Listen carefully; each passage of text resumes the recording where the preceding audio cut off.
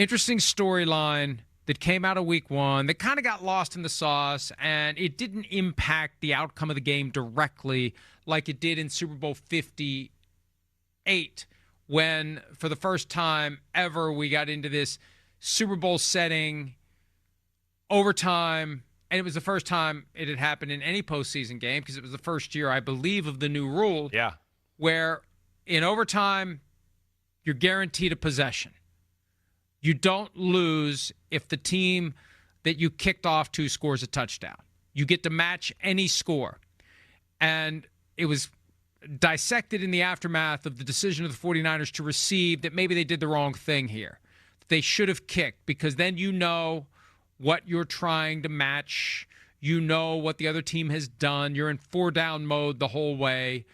It's easier to move the ball in theory. Right. So, okay, we should kick. We should kick. Now it's a regular season rule.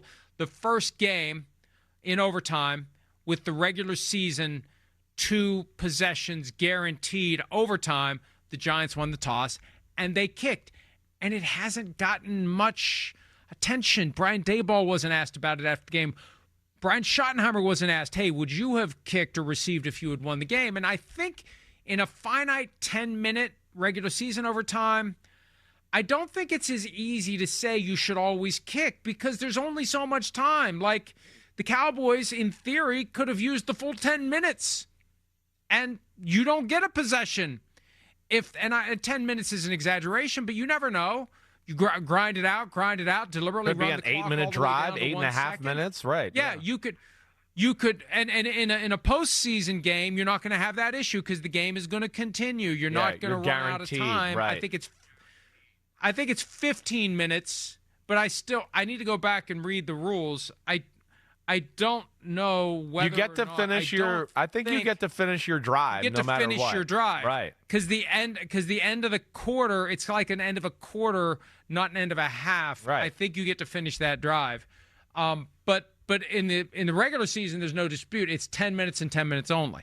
Yeah, it's interesting. And, yeah, I think there is some, conversation. It is kind of surprising, Mike. I give you credit for bringing it up because it was such a hot-button topic like you talked about, and nobody even, really batted an eye about it the other day. I think there is some nuance there with the 10 minutes, and like you said, yeah, you could chew up the clock and certainly put the other team in a spot to where, I don't know if it's definitely a guarantee. I guess I favor kicking off, too. I would for the reasons you said, but you got to take things into account as well.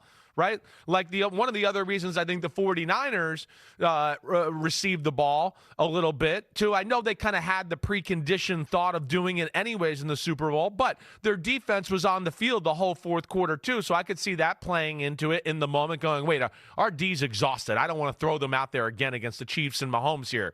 So let's give them a break. But I would think that more times than not right now with the current status that teams are going to play, let's kick the ball so we know what we need, and then we have fourth down at our disposal. That makes us that much more dangerous when you get the ball second. I would think that's the way it's going to go more times than not.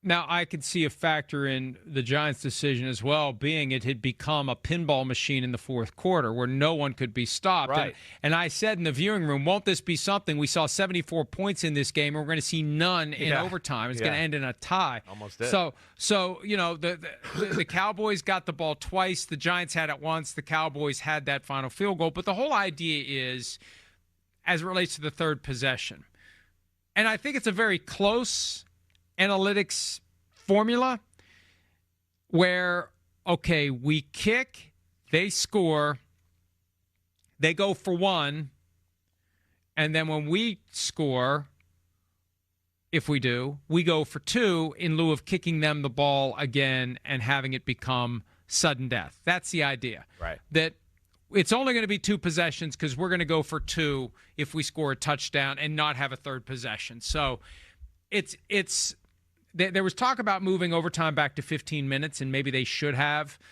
because I feel like if we're going to do this and teams are going to kick, it needs a little more time to breathe. Yeah. Because I could make the argument it's better to receive because either you can use a lot of the clock, all or most of the clock. Right. You can deliberately put the brakes on and leave the other team with not enough time to function. The only risk you're taking is if you don't score, then, well, it doesn't matter because if they score, it's over. It's not like you're getting the ball back. But what would happen is it sets the stage for a tie. You take a lot of time, you don't score. They take some time, they don't score. Yeah, worst case scenario is a tie is a good thing. Right. But what happened with the Cowboys, and it's the first time ever that a guy kicked a game-tying field goal at the end of regulation with no time left, and a game-winning field goal at the end of overtime with no time left. Well, yeah, I think the other we're going to see more overtime period get used. Yeah, I mean, you laid it out. I think the other factor, too, is like what happened in the football game. You kicked the ball off. What happened? The Cowboys got 3 possessions. The Giants only got 2. The other one. So, yeah, it's a little bit of a feel for the game, I think, what you said, too. I don't fault the Giants because I think you said it right. It was going back and forth. You kind of expected it to go that way. But maybe if you're in a defensive struggle type of football game, maybe you do take the ball first. I don't know. It's an interesting thing here. The 10-minute quarter definitely changes things a little bit as compared to the playoff and Super Bowl rules that we talked about in the past. And that there is a different dynamic here in the regular season.